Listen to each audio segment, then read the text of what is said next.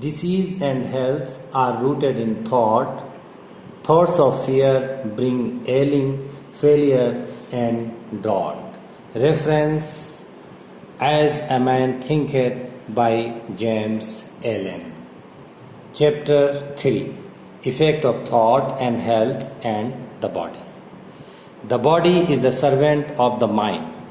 It obeys the operations of the mind, whether they be deliberately chosen or automatically expressed.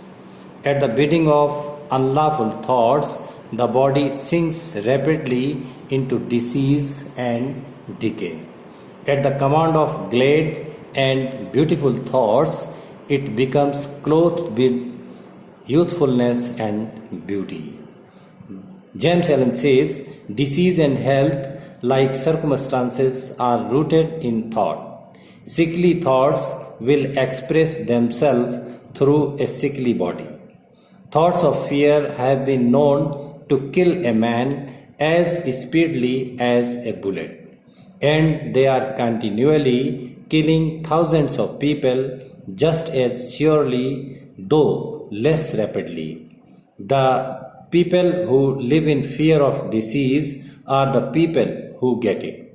Anxiety quickly demoralizes the whole body and lays it open to the entrance of disease, while impure thoughts, even if not physically indulged, will soon shatter the nervous system.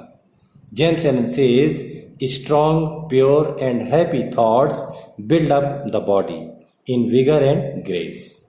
The body is a delicate and plastic instrument which responds readily to the thoughts by which it is impressed, and habits of thought will produce their own effect, good or bad, upon it.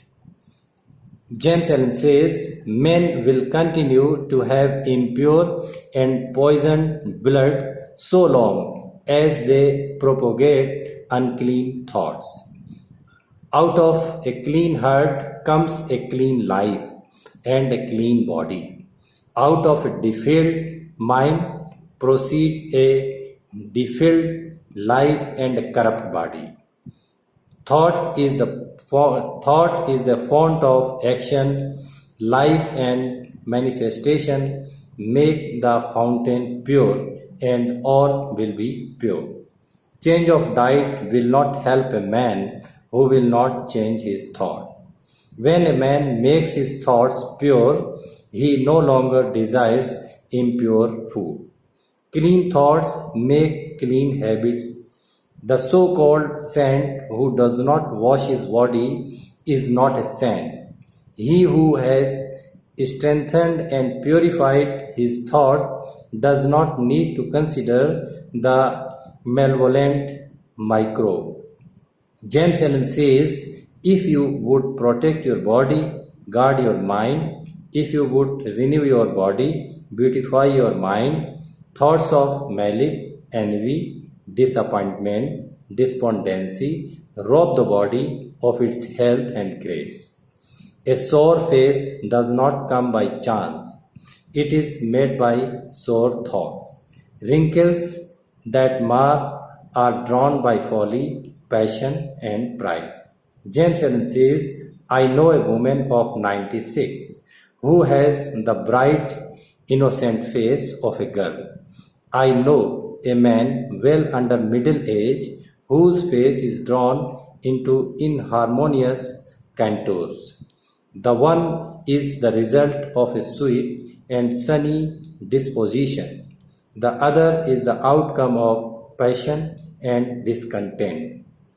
James Allen says, as you cannot have a sweet and wholesome abode unless you admit the air and sunshine freely into your rooms, so a strong body and a bright, happy, or serene countenance can only result from the free admittance into the mind of thoughts of joy and goodwill and serenity. James Allen says, on the face of the aged, There are wrinkles made by sympathy, others by strong and pure thought, and others are carved by passion. Who cannot distinguish them?